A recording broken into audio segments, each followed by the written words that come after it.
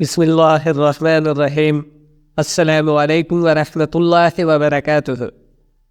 ایک بادشاہ نے رات کو عجیب و غریب خواب دیکھا کہ ایک عورت بادشاہ سے کہہ رہے تھے کہ آج آؤں یا کل آؤں۔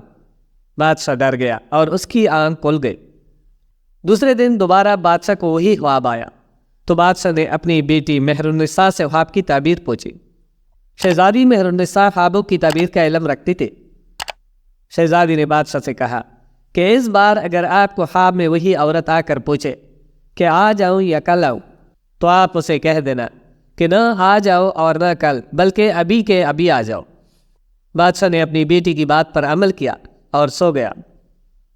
رات کو وہی عورت خواب میں آئی اور پہلے والا سوال کیا تو بادشاہ نے عورت سے کہا کہ تم ابھی کے ابھی آ جاؤ۔ یہ سن کر وہ عورت مسکرائی اور غائب ہو گئی۔ صبح بادشاہ جیسے ہی نیند سے بیدار ہوا تو ایک درباری نے بادشاہ کو اطلاع دی کہ پڑوسی ملک کے بادشاہ نے ہمارے ملک پر حملہ کر دیا ہے۔ بادشاہ نے فوراً اپنی افواج کو حکم دیا کہ جنگ کے لیے تیاری کی جائے، مگر دشمن افواج نے اچانک حملہ کر دیا تھا، اس لیے ان کے حملے کا جواب دینا اتنا آسان نہ تھا اور بادشاہ کی فوج کو پسپائی اختیار کرنا پڑی۔ جب بادشاہ کو یقین ہو گیا کہ اب شکست یقینی ہے تو وہ اپنی بیٹی کو ساتھ لے کر جنگل کی طرف بھاگنے لگا۔ بادشاہ کو جنگل میں ہی شام ہو گئی۔ بھاگ بھاگ کر شہزادی کے پاؤں میں چھالے پڑ گئے۔ جنگل کے باہر بادشاہ کو ایک گھر نظر آیا تو بادشاہ گھر کی طرف روانہ ہوا۔ بادشاہ نے جب دروازے پر دستک دی تو باہر ایک آدمی آیا جو بادشاہ کے دربار کی وزارت کر چکا تھا۔ اس نے بادشاہ کو پہچان لیا۔ بادشاہ نے وزیر کو سب بتایا تو وزیر نے کہا کہ آپ جتنے دن چاہے میرے گھر میں رہ سکتے ہیں، کیونکہ آپ کے میرے اوپر بہت سارے احسانات ہیں اور آپ کی خدمت کر کے مجھے بہت اچھا محسوس ہوگا۔ رات ہوئی تو بادشاہ کو وزیر اور اس کی بیوی کی باتوں کی آواز آئی۔ وزیر اپنی بیوی سے کہہ رہا تھا کہ یہ مصیبت اب پتہ نہیں کتنے دن ہمارے گھر رہے گی۔ اب یہ بادشاہ نہیں بلکہ فقیر بن چکا ہے۔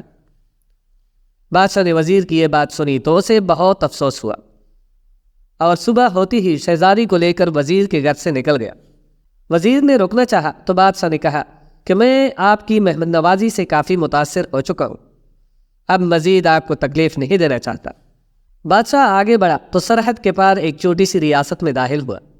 اس ریاست کے نواب نے بادشاہ کو دیکھا تو بہت خوش ہوا۔ وہ نواب بادشاہ کا پرانا دوست تھا۔ جب اسے حقیقت کا پتہ چلا تو اسے بہت دکھ ہوا۔ نواب بادشاہ کو اپنے گھر لے آیا اور پہلی ہی رات نواب کی بیوی مر گئی۔ نواب ایک عامل کو اپنے گھر لے آیا تو عامل نے اپنے عمل سے نواب کو بتایا کہ جو مہمان آپ کے گھر ٹھہرے ہیں یہ آپ کے لیے منحوس ہے۔ بادشاہ نے جب یہ سنا تو چپکے سے نواب کے گھر سے بھی روانہ ہو گیا۔ بادشاہ کو اپنے محل کی عیش و عشرت بہت یاد آ رہی تھی۔ آگے جا کر بادشاہ کی نظر ایک محل پر پڑی۔ بادشاہ کو یہ جگہ کچھ جانی پہچانی سے لگی۔ اچانک بادشاہ کو یاد آیا کہ یہ تو اس کے داماد کا گھر ہے جہاں بادشاہ نے اپنی بڑی بیٹی کی شادی کی تھی۔ جب بیٹی نے اپنے باپ اور بہن کو اس حالت میں دیکھا تو بہت روئی اور ان کو اندر لے گئی۔ تکا ہرا بادشاہ جب سونے لگا تو اس کی نظر چھت پر لگے ایک سونے کے فانوس پر پڑی۔ جب اس نے غور سے دیکھا تو فانوس کو ایک دیمک نما کیڑا کھا رہا تھا۔ بادشاہ جلدی سے اٹھ کر بیٹھ گیا کہ کہیں فانوس اس کے اوپر ہی نہ آ جائے۔ دیواروں پر غور کیا تو اتر بھی کیڑے تھے جو کمرے میں موجود ہر چیز کو دیمک کی طرح چاٹ رہے تھے۔ بادشاہ نے شہزادی مہر النساء کو نیند سے بیدار کیا اور اس سے کہا کہ میں اپنی نحوست اپنی بیٹی کی گھر نہیں پلا سکتا، تم ادھر ہی ٹھہر جاؤ، میں کہیں اور چلا جاتا ہوں۔ مگر شہزادی نے کہا کہ میں آپ کو اکیلا نہیں چھوڑ سکتی۔ پھر دونوں آدھی رات کو ہی وہاں سے روانہ ہو گئے۔ صبح کی اذان کے وقت دونوں باپ بیٹی کو ایک جھونپڑی نظر آئی جس کے اندر سے دھواں نکل رہا تھا۔ بادشاہ جھونپڑی کے اندر داخل ہوا تو ایک درویش بیٹھا ہوا تھا۔ بادشاہ نے درویش کو سلام کیا تو درویش نے کہا کہ تم نے خواب میں عورت کو آج ہی بلا کر اچھا کیا، اگر کل بلاتے تو مشکل میں پھنس جاتے۔ بادشاہ درویش کی بات سن کر حیران ہوا۔